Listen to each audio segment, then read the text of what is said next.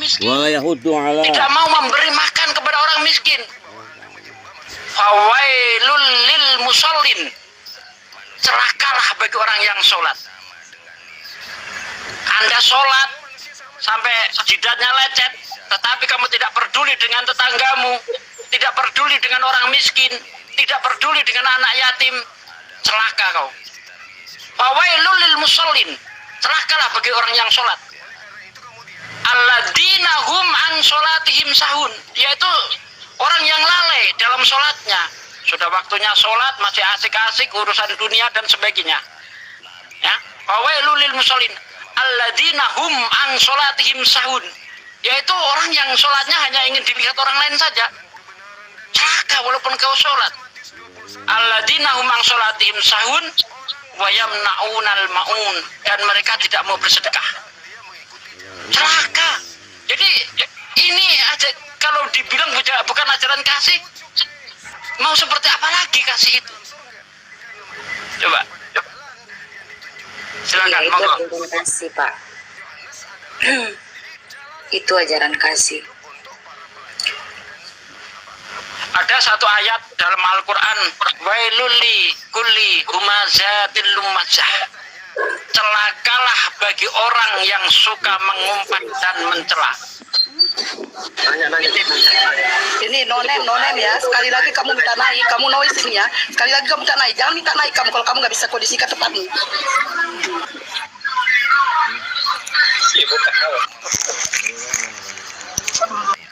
Turunin aja, turunin, jangan naik. Bang Zuma, Mbak Diria, silahkan dilanjut. Iya. Ternyata ada ajaran kasih ya. Halo, selamat sore. Banyak, Mbak. Iya. Itu baru 10 menit itu yang kita tunjukkan. Masih banyak yang lainnya lagi. Selamat sore. Ya, selamat sore, Bang Sore. Pak. Iya. Saya tambahkan satu. Dulu ya Mbak, tolong fokuskan dulu sama Ibu Dira ini. Nanti kalau Mbak Dira sudah habis pertanyaannya, baru naik yang lain biar terfokus dalam ke Mbak ini yang bertanya gitu loh. Mumpung suasananya kondusif gitu loh maksudnya. Jangan dinaikkan yang lain dulu lah. Gitu loh. Ganggu soalnya Mbak Esti.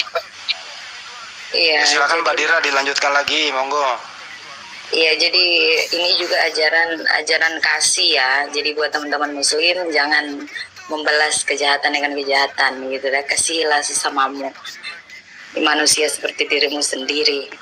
Nah, itu maksudnya yang tadi dijelaskan sama Pak Kristolog ini benar ya. Jadi di Islam juga ada ajaran mengasihi ya, bukan cuma di Kristen tapi di Islam juga banyak. Saya mau bertanya, boleh? Atau kalau mungkin ada yang di bawah mau naik kali ya, udah kelamaan. Mbak, Ibu, Mbak habisin aja dulu pertanyaannya baru ganti topik yang lain, silakan. Mengapa Nabi Muhammad dilempari batu berdarah-darah tapi beliau tidak membalas? Siapa Suku yang Taib itu ya, suku Taib ya. Siapa yang mau? melempari? Iya. Sorry Mbak, udah selesai pertanyaannya Mbak? Iya, sudah. Iya. Silakan Pak De. Tadi Ustaz Alif mau nambah? Atau Ustaz Alif silakan, atau Bang Joma silakan. Iya, tadi saya itu terpotong ya karena saya baca lalu saya baca terjemah jadi ada yang kepotong ayat, mohon maaf ya. Iya. Oke, lanjut. Iya, jadi saya mendengar penjelasan dari 2 hari yang lalu di room teman-teman yang muslim. Mereka menjelaskan bahwa bahkan ada yang melempari batu kepada Nabi sampai berdarah-darah, tapi dia tidak membalas. Nah, pertanyaan saya, siapa yang melempari batu? Dan kenapa beliau tidak membalas? Ustaz Talib, silakan Ustaz Talib. Itu Mungkin masih peristiwa di Taif itu. Peristiwa di Taif. Ya, poinnya adalah di situ bagaimana kaum musyrikin ketika mereka tidak menerima dakwah Rasulullah SAW mengajak kembali kepada jalan yang benar. Itulah memang para nabi selalu mendapat cemoohan dan lain sebagainya ya, hujatan, bahkan berusaha untuk membunuhnya. Rasulullah waktu itu ya, ini juga salah satu peristiwa haru ketika dia sedang berdakwah dia malah dilempari oleh kaumnya, dan beliau tidak marah, padahal para malaikat yang membelanya itu sudah berkata kepada Rasulullah yang dia berada di atas gunung, "Ya Rasulullah, mintalah engkau kepada Allah agar dilemparkan gunung ini kepada mereka. Aku siap membantu engkau," kata para malaikat, karena para malaikat selalu mendampingi dakwah Rasulullah dan para nabi. Namun nabi kami berkata, tunggu, tidak perlu. Dia itu banyak masih menyimpan doanya yang dikabulkan. Apa kata Rasulullah? Allahumma hdi qaumi fa innahum la ya'lamun. Bukan dia menghardiknya, tetapi dia katakan, berikanlah petunjuk kepada kaumku karena mereka sebenarnya tidak tahu dengan ajaranku. Maksudnya dia tidak tahu ajakannya itu mengajak tentang keselamatan. Bahkan dia minta bahwa berilah petunjuk kepadaku, Allahumma hdi qaumi fa innahum la ya'lamun, karena dia tidak tahu siapa yang sedang dia lempari, karena dia tidak tahu bahwa orang yang dilempari itu adalah orang yang sedang mengajak agar selamat di akhirat. Dan salah satu juga dari dua itu adalah bagaimana Rasulullah itu menahan doanya, ya, menahan doanya, karena banyak setiap Rasulullah itu dikabulkan, dan salah satu unggulan Rasulullah itu menahan doanya, dan ada doa yang dia simpan, karena setiap doa Rasulullah pasti akan dikabulkan, dan dia simpan untuk nanti di akhirat kelak. Ketika di masa penghakiman dia akan meminta kepada Allah pengampunan untuk umatnya, dan umatnya diampuni semua. Itu salah satu bahwa nanti kami umat Rasulullah itu akan selamat. Ada beberapa doa yang disimpan. Kalau Rasulullah mau, habis orang itu, tapi beliau tahan doanya karena beliau mencintai umatnya. Ini aduh, tapi saya nggak sanggup melanjutin. Saya suka nggak tahan. Iya. Baik, saya lanjut ya. Suatu ketika sahabat Rasulullah datang. "Ya Rasulullah, mengapa engkau tidak meminta azab kepada Allah agar mengazab musuh-musuhmu?" Rasulullah menjawab, "Sahabatku, aku diutus bukan untuk mengazab, tapi aku diutus untuk memperbaiki akhlak." Makanya ketika Rasulullah dilempari batu di Taif, itu peristiwa di Taif ya, kemudian Allah itu mengutus 2 malaikat, turuti apa yang diminta Muhammad. Malaikat itu berkata kepada Rasulullah, "Ya Rasulullah, aku telah diperintahkan untuk mengikuti apa yang engkau mau. Apa perlu saya angkat 2 gunung ini, akan aku benturkan 2 gunung ini untuk menimpa orang-orang di Taif?" Kata Rasulullah, "Jangan. Ya, mereka saat ini belum tahu, tapi saya berharap anak cucu mereka akan mengikutiku." Alhamdulillah, Taif sekarang semuanya Islam. Coba kalau Rasulullah minta, "Ya Allah, hancurkan Taif," selesai, mati semua orang. Tapi Rasulullah tidak melakukan itu. Semua nabi ketika ditolak umatnya, seperti Nabi Nuh, dia bermunajat, memohon kepada Allah agar kaumnya diazab, datanglah banjir.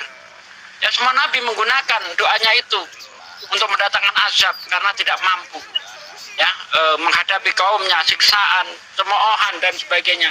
Tapi Rasulullah tidak demikian. Justru doa Rasulullah itu akan digunakan oleh Rasulullah untuk menyelamatkan umatnya yang nanti di dalam neraka, yaitu yang kita sebut dengan syafaat. Begitu, Mbak. Iya. Terima kasih atas penjelasannya. Saya mengerti. Terakhir saya bertanya ya, apakah ada kunci keselamatan? Kunci keselamatan itu, misalnya nih kalau di Islam gitu, kunci keselamatan itu, kunci surga, kunci keselamatan itu. Ya, ini bagian bagaimana kita mendapatkan? Oke. Ya, bagaimana kita bisa mendapatkan kunci keselamatan itu? Iya, boleh saya ya? Ya, silakan. Baik, bismillahirrahmanirrahim. Jadi tadi di awal sesuai dengan pertanyaan kita yang teman kita yang pengikut jalan keselamatan tadi kita sudah menjelaskan terkait dengan kaidah bertuhan gitu ya. Ada tauhid. Nah, kemudian bagaimana di Islam, apakah ada jaminan keselamatan? Al-Quranul Karim menjelaskan, Bismillahirrahmanirrahim, kada aflahal mu'minun, sungguh beruntunglah orang-orang yang beriman. Siapa mereka yang beriman itu? Alladzina hum fi salatihim khashi'un, yaitu orang-orang yang khusyuk di dalam salatnya. Walladzina hum 'anil lagwi mu'ridun, dan orang-orang yang menjauhkan diri dari perbuatan dan perkataan yang tidak berguna. Walladzina hum lizzakati fa'ilun, dan orang yang menunaikan zakat. Walladzina hum li furujihim hafizun, dan orang yang memelihara kemaluannya. Illa ala azwajihim aw ma malakat aimanuhum fa innahum ghairu malumin, kecuali terhadap istri mereka atau terhadap orang yang ada di bawah kuasa mereka, hamba sahaya yang mereka miliki, maka sesungguhnya mereka tidak tercela. Pamadi bataga wara azalika fa ulaika humul ghadun, tetapi barang siapa mencari di balik itu, yaitu mereka berzina dan sebagainya, maka mereka itulah orang-orang yang melampaui batas. Walladzina hum li amanatihim wa ahdihim raun, dan sungguh beruntung orang-orang yang memelihara amanat-amanat dan janji-janjinya. Walladzina hum ala sholawatihim sahun yuhafizun, serta orang-orang yang memelihara salatnya. Ulaika hum warithun, mereka itulah yang mewarisi dan mendapatkan warisan. Alladzina yarisunal firdaus, yakni mereka yang akan mewarisi surga Firdaus. Khalidina fiha hum fiha khalidun, mereka kekal di dalamnya. Ini jaminan. Jadi orang-orang yang mewarisi kemudian surga Firdaus adalah orang yang memelihara sholatnya, memelihara zakatnya, memelihara kelaminnya, memelihara mulutnya dari menyakiti orang, dan seterusnya. Orang yang memelihara amanah, inilah mereka orang-orang yang mewarisi surga Firdaus. Seperti itu, Mbak. Iya. Terima kasih atas penjelasan dan jawabannya. Saya menghargai itu, dan itu baik ya menurut saya, masuk akal. Karena memang kita kalau mau selamat ya harus melakukan yang apa yang diperintahkan oleh Allah. Kalau di Islam harus sholat, harus menunaikan zakat, itu seperti memberikan itu ya. Menunaikan zakat itu seperti apa sih Bang Juma? Membayar zakat setiap tahun. Zakat, oh iya, setiap tahun ya. Iya, sekali setahun. Ya.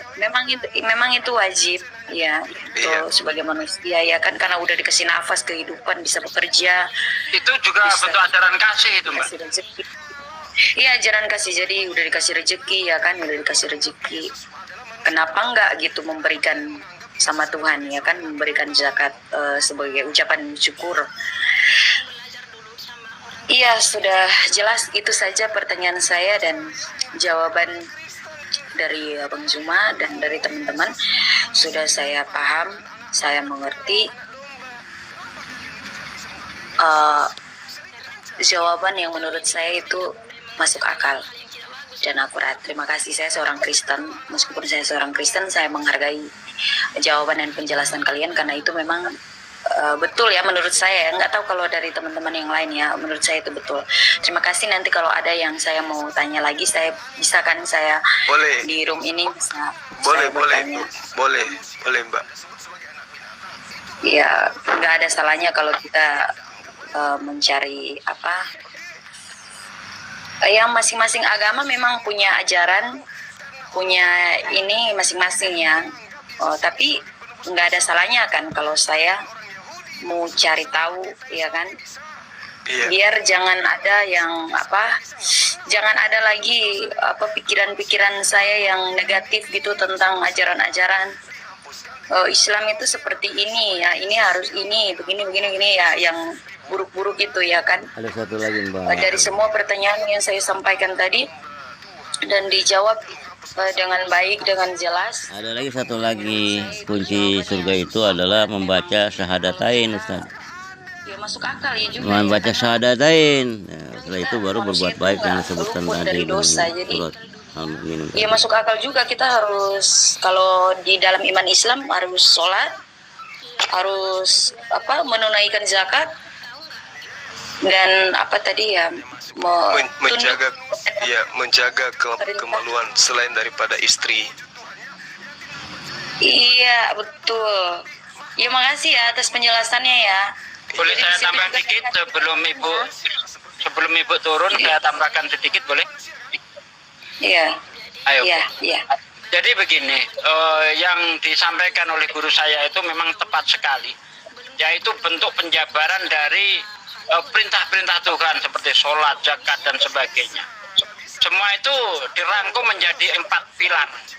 Kalau kita lihat di dalam surah Al-Asr, wal asri innal insana lafi khusrin ilal ladina amanu wa amilus solihati wa tawassaw bil haq wa tawassaw bis sabr.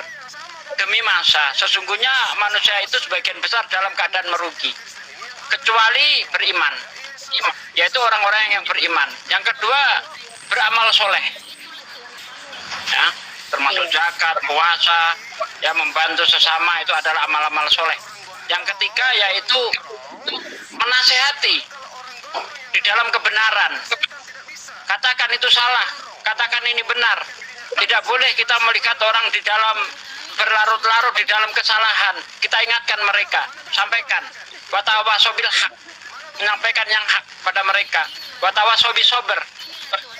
Kita harus bersabar dalam menghadapi segala ujian. Nah, ada 4 pilar. Ya, secara normal ada 4 pilar yang harus dijalankan setiap muslim supaya mendapatkan surga. Itu secara normal, tapi secara ada saja orang-orang yang tanpa menjalankan itu masuk surga misalnya. Ada saja, tapi itu hak Allah. Surga hak prerogatif Allah, tapi secara normal ada 4 pilar yang harus dijalankan setiap muslim. Nah, hal ini juga yang diajarkan oleh Yesus. Kalau Anda lihat di dalam Yohanes 17 ayat 3, yang pertama itu harus beriman. Sama seperti di dalam surah Al-Asr, beriman.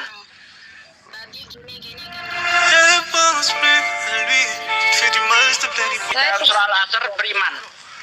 Apa imannya? Inilah hidup yang kekal itu, yaitu mereka percaya bahwa Engkaulah satu-satunya Tuhan yang benar, dan aku, Yesus Kristus yang diutus.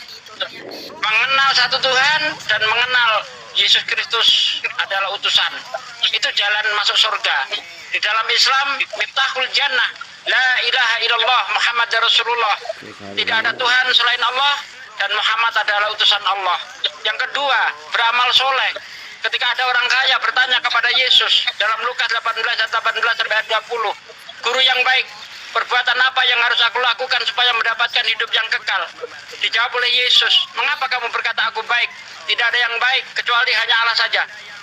Setiap orang yang beriman ketika dipuji, dia akan mengembalikan pujian itu kepada yang mengutusnya, kepada Tuhannya.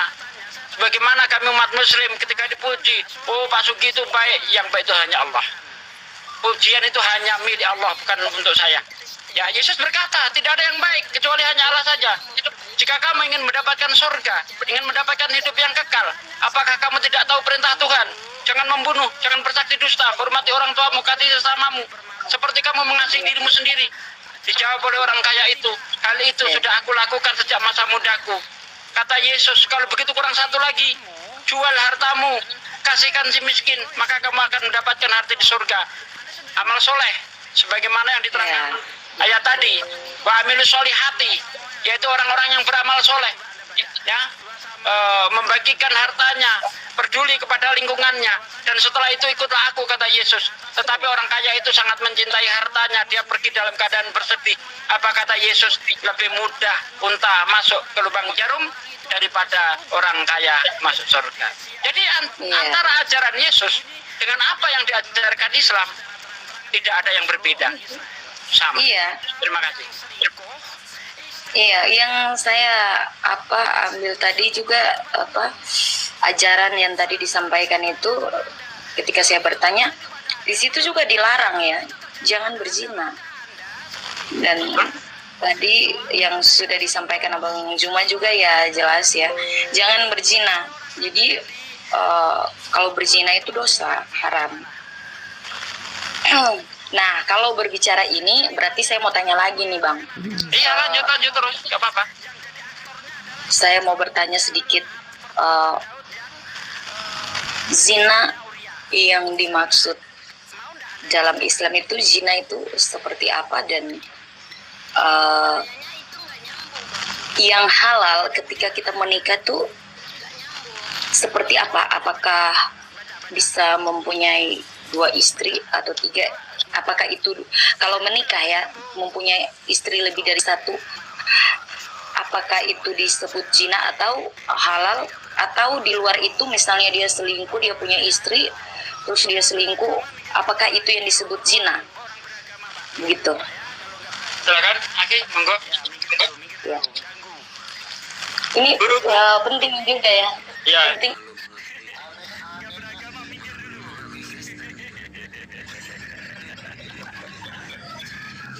Tidak dilarang, apalagi melakukan. Itu kaidah dalam Islam tuh. Iya, betul. Jadi mendekatinya pun dilarang. Artinya kita tidak boleh memandang sesuatu berlebihan yang melahirkan syahwat selain daripada hak kita, selain daripada istri kita. Kemudian antara pria dan wanita yang bukan kemudian muhrimnya, yang menjadi tali penghalalan bagi mereka keduanya adalah pernikahan. Jadi kalau di Islam itu ada aturan, lelaki itu cukup 1 istri. Tetapi kalau mereka cenderung kepada persinahan, maka dibolehkan 2. Cenderung kepada keadaan yang tidak membolehkan kemudian istri melayani suami, maka dibolehkan 2. Itu suami boleh kemudian melakukan nikah 2 kali sampai 4 kali ketika suami itu bisa adil. Tetapi Allah mengatakan sesungguhnya engkau tidak akan mungkin bisa adil. Maka Allah mengatakan fawahidah, maka cukup 1. Itu di Islam tuh. Maka cukup 1. Jadi ketika darurat, wanitanya, istrinya sakit-sakitan, istrinya pingin kali punya anak, mandul, tetapi dia pingin kali punya anak dari suaminya sendiri, lalu kemudian istri mengizinkan untuk menikah, boleh. Tapi yang dilarang kemudian itu adalah menyakiti hati istri pertama, lalu dengan pola dia menikah kepada wanita lain. Itu sudah menyalahi akidah, menyalahi kaidah Islam, itu menyalahi kaidah Islam. Menikah dengan wanita lain, yang wanita pertama jadi korban. Itu menyalahi kaidah. Gitu ya kan, udah melanggar. Kalau di Islam nggak jatuh ke zina itu, Mbak. Nggak jatuh ke zina. Karena menikah halal. Menikah itu halal. Yang dikatakan zina itu tetap 1 istri, tetapi main dengan wanita lain di belakang istrinya. Itu yang dikatakan berzina, meskipun tidak ribut. Tapi kalau yang dikatakan menikah, meskipun ribut, tapi menikah, cuman ridha Allah yang itu yang jauh. Karena Allah menganjurkan adil. Nah, apalah artinya 2 istri kalau tidak ada ridha? Tidak ada ketentraman. Sementara ridha Allah itu mendatangkan ketentraman. Istri pertama tenang, istri kedua tenang. Tapi kalau tidak ada ketenangan, itu berarti tidak ridha. Maka Al-Quran memberikan solusi fawahidah, cukup 1. Itu cukup 1. Jadi nanti dalam keadaan betul-betul darurat, baru kemudian bisa 2, bisa 3 dan seterusnya. Jadi Islam itu tidak mengajarkan poligami. Islam itu datang untuk membatasi poligami. Yang tadinya para nabi sampai ratusan istri, begitu Islam datang cukup 4. Itu pun kalau sanggup adil. Kalau tidak sanggup adil, fawahidah, cukup 1. Jadi di Islam itu la takrabuz zina. Jangan pernah mendekati zina. Jangan pernah mendekati zina, apalagi melakukan. Nah, itu perintah di dalam Al-Quran. Seperti itu, Mbak. Mungkin terakhir dari saya ya, untuk saudari saya ini, oleh-oleh tentang data di dalam Al-Quran, dan juga tentang apa yang digaungkan oleh teman-teman Kristen, kasihilah musuhmu. Di dalam Al-Quran itu juga ada perintah itu, kasihilah musuhmu. Itu diterangkan di dalam Al-Quran surah At-Taubah ayat 6. Wa in ahadum minal musyrikin astajaraka fa'ajirhu hatta yasma'a kalam Allah thumma ablighu ma'mana dzalika bi annahum qaumul la ya'lamun. Dan jika di antara orang-orang musyrik, orang-orang kafir, orang-orang munafik, ini maksudnya orang-orang yang kemudian ingkar, menyerang kepada umat Islam, ada yang meminta perlindungan kepadamu, maka lindungilah mereka agar mereka dapat mendengarkan firman Allah. Kemudian antarkanlah dia ke tempat yang aman baginya. Demikian itu sesungguhnya mereka kaum yang tidak mengetahui. Jadi musuh itu bukan cuma dilindungi saja. Musuh itu malah diantarkan kepada tempat yang aman baginya, yang membuat tentram baginya. Inilah Islam. Jadi kalau musuh ada yang kemudian datang meminta perlindungan, maka Allah mengajarkan lindungi dan antarkan dia ke tempat yang aman. Nah, ini yang diterangkan oleh Al-Quran. Jadi kalau berbicara mengenai ajaran kasih, saya rasa setiap agama memiliki itu. Bukan cuma Islam, Kristen, tapi agama lain juga demikian ada. Mungkin demikian dari saya terakhir. Silakan yang lain. Iya. Jadi tuh ya teman-teman yang muslim, cukup satu istri aja lebih baik gitu. Nanti kalau nikah lagi terus istrinya nanti sakit hati gimana gitu ya kan, jatuhnya jadi dosa gitu. Atau kalau di negara-negara yang lain sih, tadi yang kebanyakan penjelasan dari wanitanya Betul, Iya. betul. Iya, jangan sakiti istri, betul, betul. yang Iya betul, perempuannya. jadi dosa. Kalau semuanya Jadi nikah dengan jatuhnya satu dosa istri, gitu. ini ada Kalau sisa wanita yang tidak menikah, misalnya 7 ya juta kan, jiwa seperti istri di tidak Amerika, di mengizinkan, suatu Spanyol. awalnya rumah tangga Jadi wanita baik-baik, banyak yang terus nganggur, tiba-tiba nggak punya suami. Gitu. Nah, jalan keluarnya itu ya dengan nyari poligami. masalah, mau nikah lagi, Suami menikah dengan 4 istri sehingga tidak pertamanya sakit terjadi hati, jatuhnya dosa. wanita-wanita yang Jadi, tidak menikah. kalau Sedangkan boleh, wanita itu perlu menikah karena bukan cuma masalah punya seks istri saja. satu saja. Mereka punya Itu juga perlu ini punya saya, teman aduh, berbicara terima dan kasih ya, sebagainya ternyata. gitu. Ada Itu beritanya, jawabannya, cukup Pak. satu saja. Terima kasih ya.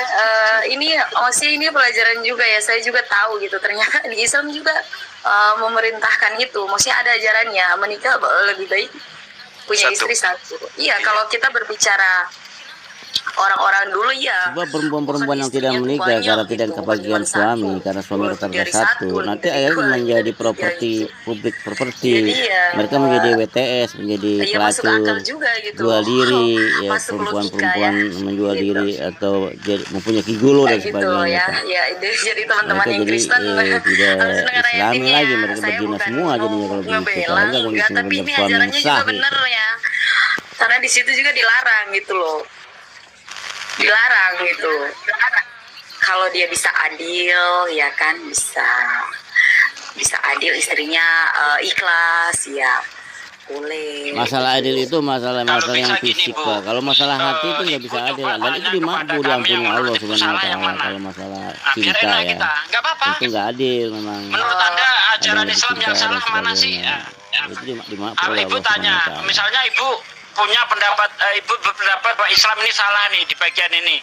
Silakan, nanti kita terangkan. Pertanyaannya gini Bu, saya ajarin bertanya, kenapa Pak Desuki nggak poligami? Nah itu Pak, itu tanya Bu.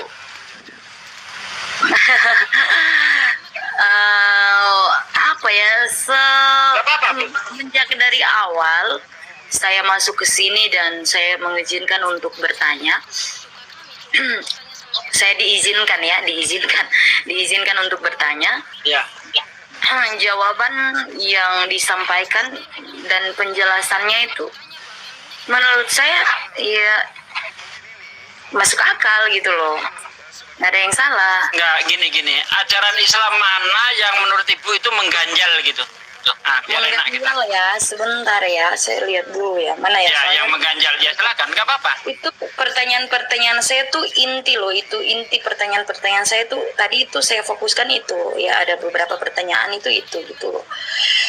Tapi kalau mau ditanya juga itu ada, bentar saya lihat dulu ya, apa ya. Apa yang mengganjal?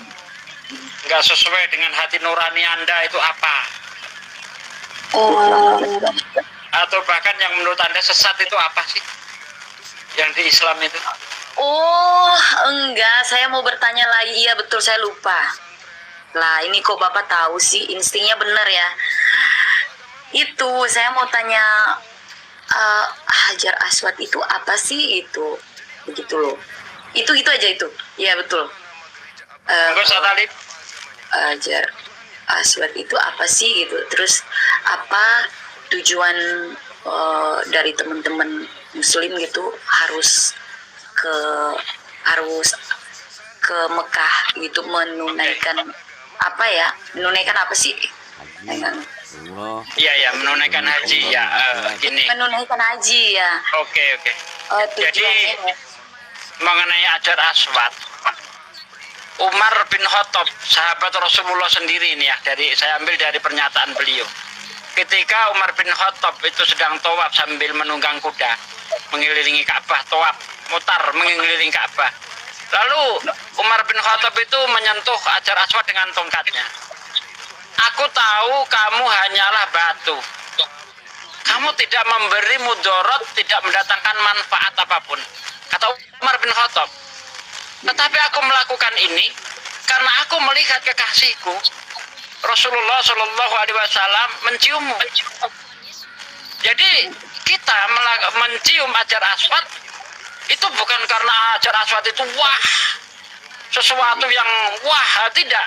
Hanya mengikuti sunnah saja. Rasulullah itu mencium Hajar Aswad itu karena Hajar Aswad ini sepeninggalan nenek moyangnya, yaitu Ibrahim. Ya, ketika Abraham mendirikan pembangunan Ka'bah itu, nah di salah satu sudutnya itu diletakkan Hajar Aswad itu sebagai setat untuk mengelilingi Ka'bah itu.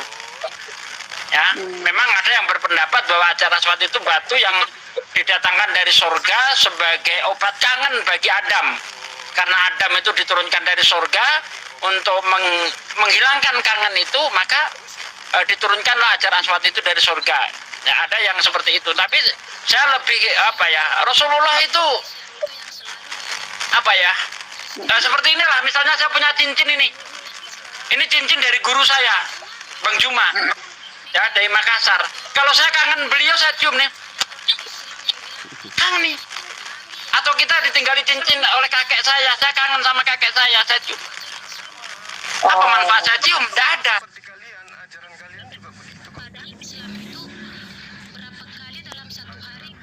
Sebenarnya sebelumnya Rasulullah menjelaskan sebelum Hajar Aswad itu sebenarnya abiyad dia, warnanya putih karena kebiasaan orang lah menciumnya sehingga dia berubah menjadi warna hitam. Dan itu hanya batu. Ya, tidak ada sama sekali umat Islam di seluruh penjuru bumi menyembah batu, itu tidak ada. Karena sudah dijelaskan banyak ayat di dalam Al-Quran, apalagi dia itu hanya sebongkah batu. Bahkan ada masa peristiwa batu itu pernah hilang dicuri, ibadah tetap berjalan. 17 tahun. Ya, kurang lebih 17 tahun hilang. 20 tahun ya hilang itu ya. Iya. Diambil oleh Lama juga hilang. ya. Iya. Tapi Pernah apakah ada yang sholat mencuri. berhenti? Tidak, tetap Tidak. berjalan. Kan poinnya gitu. Bahkan Rasulullah sama tadi, ketika Rasulullah pun sakit, beliau mengendarai onta. Ya, dia itu bukan mencium, pakai tongkatnya juga menyentuhnya. Atau ketika kita jauh, ya cukup dengan dada. Gak ada masalah. Kayak gitu. Jadi bukan objek penyembahan dan itu bukan. Kenapa dikatakan itu bagian? Karena Rasulullah melakukannya, maka kami para sahabat melakukan. Bukan berarti menyembahnya. Loh, bagaimana nanti ada unsur pahala di sana? Karena itu bagian dari rangkaian rukun Yamani, di mana ketika proses tawaf. Tempat tua dan asar, saya izin mute, standby lagi, maaf. Ini ya, maksudnya seperti tadi Pak bilang ya, Pak ngomong tadi ya, Pak menjelaskan kalau itu obat kangen aja gitu ya, itu macam obat kangen aja gitu. Tapi mencium Hajar Aswad itu bukan berarti dia menyembah berhala gitu ya kan? Iya, betul sekali, Bu. Iya. Tidak ada orang Islam yang memahami itu dalam konteks penyembahan, bukan. Makanya saya ibaratkan saya mendapat cincin dari Bang Zuma ini, lalu saya cium cincin ini. Bukan Ya. berarti Iya, seperti itulah intinya seperti itu. Jadi itu kenangan ya, itu kenangan. Kenangan. Kenangan dari siapa tadi? Dari Ibrahim. Kenangan dari Ibrahim gitu, tapi bukan berarti mereka menyembah dan sujud kepada batu begitu ya. Jadi Allah itu bukan Hajar Aswad ya, maksudnya bukan batu itu gitu loh maksudnya. Betul. Iya, benar ya Bang ya. Iya. Bener, bukan. Itu batu, Ya. itu ciptaan. Hajar Aswad itu batu Nah, Ustadz ciptaan. Nanjar yang neruskan di sini sudah waktu asar, saya standby dulu. Oh iya. Ya, Mbak Nadira. Jadi batu Hajar Aswad itu makhluk ciptaan Tuhan, bukan Oh, iya. Tuhan. Kalau Tuhan itu Allah Subhanahu wa taala sebagaimana yang diyakini oleh Yesus. Payomernya Hoshua Masya ibdu et Allah ribboni wa ribbonehem, kata Yesus. Sembahlah hanya kepada Allah Tuhanku dan Tuhan kalian semua. Matius 4 ayat 10. Iya. Kemudian ada juga kalangan teman-teman oknum-oknum Kristen yang menganggap batu Hajar Aswad menghapus dosa. Mana ada batu Hajar Aswad menghapus dosa? Lo ada hadisnya, yang menghapus dosa itu amal perbuatan kita. Contoh, man soma Ramadana imanan wahtisaban ghufira lahu ma taqaddama min dambi. Barang siapa yang berpuasa di bulan Ramadan dengan penuh keyakinan, penuh keimanan, penuh pengharapan, maka dihapus dosanya yang telah lalu. Jadi yang menghapus dosa itu bukan puasanya, tetapi amal perbuatan kita ketika kita menjalankan syariat berpuasa. Begitupun ada segelintir orang-orang di luar Tuhan yang mengatakan batu Hajar Aswad menghapus dosa. Bukan batunya, tetapi amal perbuatan kita, sunnah Nabi ketika mencium batu Hajar Aswad. Amal perbuatannya, bahkan Bunda, ketika kita menyingkirkan batu di jalan itu menghapuskan dosa. Ketika kita berwudu menghapuskan dosa. Ketika kita tersenyum kepada saudara kita, ya, tersenyum nih, saya ketemu saudara kita, ya, ketemu teman-teman, kemudian saya tersenyum, itu juga menghapus dosa. Apakah yang menghapus dosa Jabat itu tangan, teman-teman jabat tangan. saya? Jabat tangan juga menghapus dosa. Jadi inilah yang kadang salah persepsi loh. Orang batu menghapus dosa, padahal bukan batunya. Makanya kalau misalnya ada sesuatu unek-unek terhadap Islam, tanya kepada umat Islam. Jangan tanya kepada pembenci Islam, karena akan dipelintirkan gitu. Banyak hadisnya itu. Tersenyum sodakoh menghapus dosa.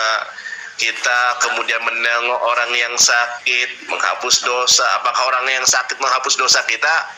Tetapi perbuatan kebaikan kita lah yang menghapus dosa. Sebagaimana sabda sang ruaha Ahmed Ahmad, la yarham la yurham. Barang siapa yang tidak menyayangi, kata Rasul, tidak akan disayangi. Begitu. Buah dari rasa sayang kita sampaikan kepada orang lain dengan tersenyum, dengan menyingkirkan batu di jalan, duri di jalan, Allah hapus dosa-dosa kita. Bukan durinya yang menghapus dosa, bukan teman-teman kita yang menghapus dosa, tetapi ketika kita tunduk dan patuh terhadap perintah Allah, itulah yang akan menyebabkan Allah ridho dan menghapuskan dosa-dosa kita. Gitu Bunda. Terima kasih. Jadi yang kalau menunaikan haji Ka'bah. Suaranya mendem. Halo. Bendem. Halo.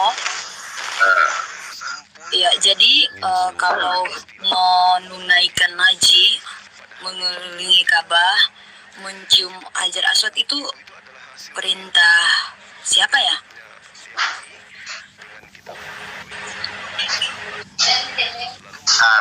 Itu syariat dari Nabi Syariat, Muhammad. ya, ya. Jadi itu, iya, ya, betul. Oh, syariat. Syariat itu kayak kalau di dalam Kristen itu liturgi, ya, ada sakramen, ada liturgi. Iya. Itu liturgi bagiannya, tata cara ibadah. Tapi kalau dalam Islam, tata cara ibadah mengacu kepada Rasulullah SAW. Kul in kuntum tuhibbunallah fattabi'uni. Kalau kalian mencintai Allah, ikuti aku loh, ini caranya. Nah, prosesi ibadah di dalam ibadah haji itu menapaktilasi kisah Abraham atau Ibrahim alaihi salam. Begitu Bunda.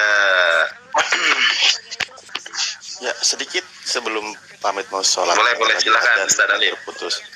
Karena memang perintah di dalam Al-Quran itu kan bunyi ayatnya ada Bismillahirrahmanirrahim wa atimul hajja wal umrata lillah. Sempurnakanlah, lakukanlah ibadah haji dan umroh, niatkan karena Allah. Itu salah satu ayatnya. Nah, bagaimana di situ juga meneruskan ajaran yang sebelumnya Nabi Ibrahim alaihissalam berdoa ketika meninggikan Ka'bah beserta anaknya. Di mana di situ dikatakan ada tertulis juga di surah Al-Baqarah, Rabbana wab'as bihim rasulam minhum yatlu alaihim ayatika wa yu'allimuhumul kitaba wal hikmah wa yuzakkihim innaka antal azizul hakim. Ya Tuhan kami, Nabi Ibrahim berdoa, utuslah untuk mereka seorang rasul dari kalangan mereka. Waktu itu ketika Nabi Ibrahim alaihissalam selesai meninggikan Ka'bah beserta anaknya, dia berdoa dimohonkan agar diutus seorang utusan Rasulullah, utusan Allah di tanah Arab itu dari kalangan mereka, keturunan dari Nabi Ibrahim, yaitu dari Nabi Ismail dan seterusnya. Maka dijelaskan yang akan membacakan kepada mereka ayat-ayat engkau, yaitu firman Allah Al-Quranul Karim. Makanya Al-Quran terus berkumandang yang berawal dari tanah Mekah itu, dan mengajarkan kepada mereka kitab Al-Quran dan hikmah as-sunnah, dan menyucikan mereka. Ajaran Rasulullah itu ketika membacakan firman Tuhan, mengajarkan tentang hikmah, ajaran kebaikan, mengajak mereka, menyucikan mereka dari apa? Dari perkara-perkara kemusyrikan dan seterusnya, perbuatan-perbuatan yang tercela. Sesungguhnya engkau yang maha kuasa lagi maha bijaksana. Jadi sudah ada sebelumnya Nabi Ibrahim berdoa agar diutus seorang Rasul dari kalangan mereka. Maka Nabi terakhir menjawab dari doa Nabi Ibrahim alaihissalam, yaitu Nabi Muhammad SAW, di mana di situ beliau membersihkan mereka tanah Mekah dari praktek-praktek kemusyrikan, praktek-praktek penyembahan kepada berhala, kepada api dan seterusnya. Iya. Jadi Hajar Aswad itu bukan sesembahan ya, seperti sesembahan, maksudnya bukan berarti mencium terus menyembah dia, ya, begitu ya? Bukan. Bukan. Amal perbuatan, baik kebaikan tadi sudah dijelaskan, sudah dijelaskan tadi. Iya, jadi itu Aku izin asar para ustadz semua. liturgi, seperti liturgi gitu ya. Jadi turun temurun begitu ya. Diikutin, jadi tidak terputus begitu.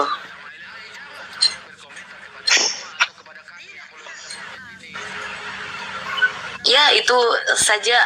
Monggo yang lain aku izin geser dulu, standby. Mungkin cek Kang Yonat lanjut. Mungkin aku WIB sudah masuk waktu asar, jadi harus laporan dulu kepada Tuhannya Yesus, karena kami masih diberi umur panjang. Kami akan bersyukur dan berterima kasih kepadanya. Itu ya. Halo. Maaf. Iya, jadi ya itu aja. Mungkin yang di bawah mau naik, silakan ya. Sudah, pertanyaan saya sudah dan sudah dijawab. Selamat sore. Iya, sore. Sore. Ini Mbak Dira sudah selesai? Iya, saya mau turun.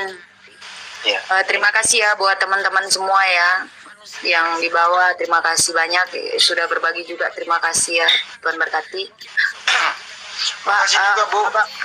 Iya, semuanya ya, Bang Zuma, Bang Kristolog, Kakak host, terima kasih ya. Pertanyaan saya sudah dijawab dengan jelas. Oke, nanti kalau saya bertanya lagi. Koreksi, bukan Bang Kristolog, Mbak Sugi, bukan Kristolog. Sugi ya, namanya Bang Sugi. Kristolog. Iya. Ya, saya nyebut gelarnya aja Kristologi. Oke ya, Bang Sugi ya. Makasih ya Bang semuanya. Saya pamit dulu. Terima kasih. Makasih Kak untuk Dira.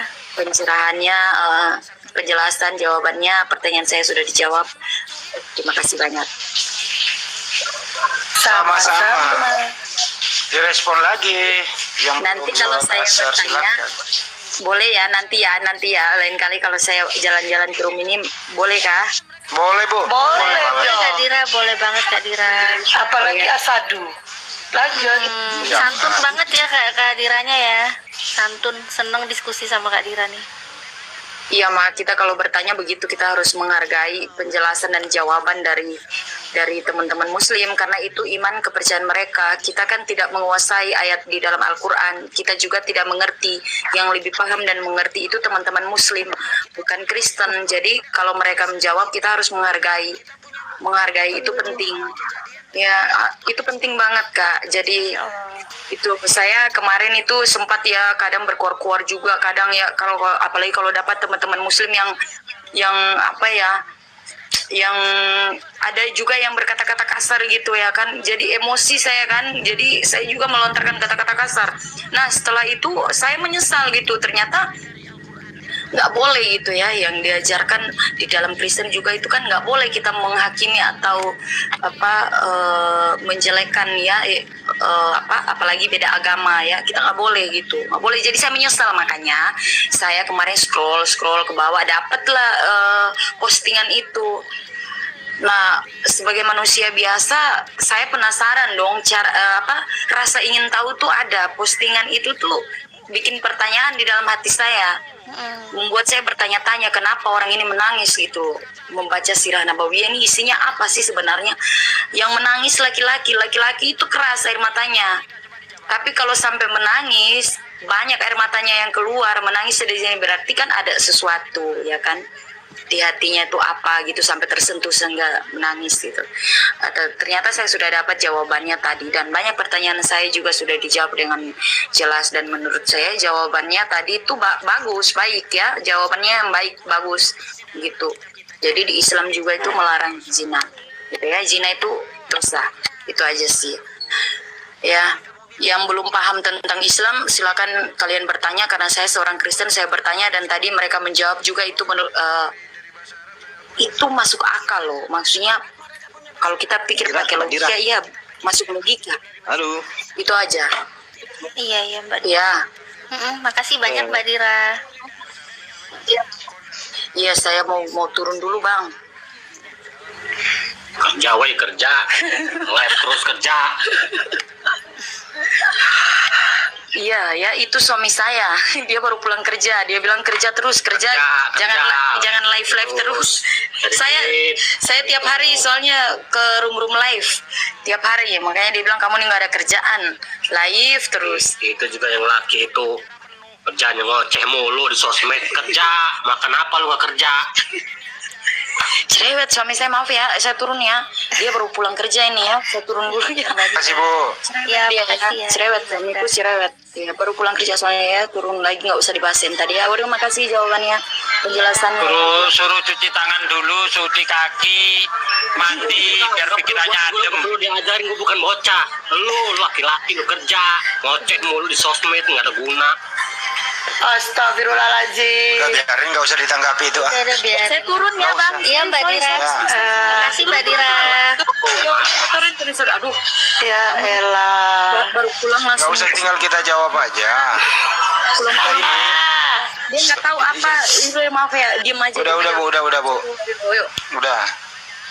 Halo. Ya, jadi kita di sini itu kenapa cuap-cuap ada di sini? Karena kita ini udah banyak duit, nggak perlu kerja, gitu loh. Halo, selamat sore. Ya, itu sih intinya ya. Itu jawaban sederhananya saja. Lanjut Pak Tumpak, apa yang tidak ingin ditanyakan? Iya, tadi dia Apa yang kelamaan, tidak ingin ditanyakan? makanya suaminya marah itu. Kelamaan dia sudah mau pamit, bicara lagi, ngoceh lagi. Jadi Pak Andi Selebes, saya mau bertanya nih sebelum ke pertanyaan yang pokok ya. Masalah salam dari non-is, assalamualaikum, itu bisa nggak diterima oleh teman-teman yang muslim? Baik. Kami yang ucapkan maksudnya. Iya. Jadi gini Bang. Di dalam Islam itu kita tidak dilarang ketika ada non-muslim itu mengucapkan salam. Tidak dilarang. Jawabannya waalaikum. Kan Anda sering dengar ketika ada orang Kristen mengucapkan assalamualaikum, kita menjawab waalaikum. Tolong di mute ini. Tolong di mute. Waalaikum kita jawab. Nah justru saya ingin mengingatkan Anda, ya, ketika Anda mengucapkan salam kepada kami, itu jelas dilarang di dalam kitab Anda. 2 Yohanes 1 ayat 10. Apabila ada orang datang kepadamu dan ia tidak membawa ajaran ini, janganlah kamu mengajak dia ke dalam rumahmu. Dilarang menerima tamu beda agama. Dan janganlah kamu mengucapkan salam kepada mereka. Dan barang siapa yang mengucapkan salam kepada mereka, maka dia akan mendapatkan upah dari perbuatan yang jahat. Coba dicek 2 Yohanes 1:10. Oke. Bagaimana karena jabatannya sehingga dia harus mengucapkan itu, karena jabatannya juga dia harus membangun gereja. Coba dijelaskan. Sini. Saya Kalau jawab. dia, ya. Oh, Pak Dasuki dulu masalah gereja saya. Oke, ini berbicara tentang orang yang punya jabatan, misalnya bupati, gubernur dan sebagainya. Karena dia sebagai seorang pemimpin, dia harus bertindak adil. Tidak masalah, memang itu kebijakan sebagai pemimpin yang sifatnya adalah saling mengayomi. Sebagaimana yang tertulis dalam surah Al-Mumtahanah, Allah tidak melarang kalian berbuat baik kepada mereka selagi mereka tidak memusuhi kamu, tidak memusuhi agamamu, tidak mengusirmu dari tempat tinggal.